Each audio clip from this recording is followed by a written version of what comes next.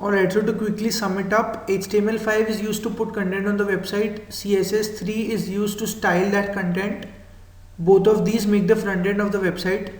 PHP is the brain of the website, which deals with including all the functionalities that you want in the website.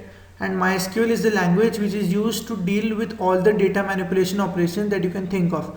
Right, so these are the four major languages which we will be focusing on during the course of this workshop. Apart from these, we'll also be looking at Bootstrap, which is a CSS framework for designing or styling the website.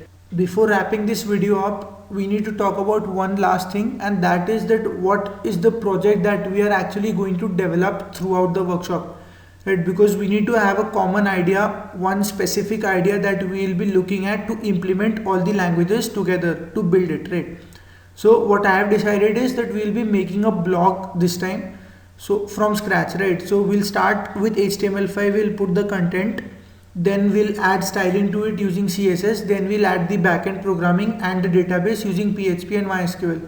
So throughout the entire workshop, we'll be focusing on creating our blog. So all the tasks that you will be getting in this workshop will be related to the blog itself, right? Yeah, so that is basically everything about the introduction to the workshop. So this is what we'll be doing, and hope to have a great time with you guys.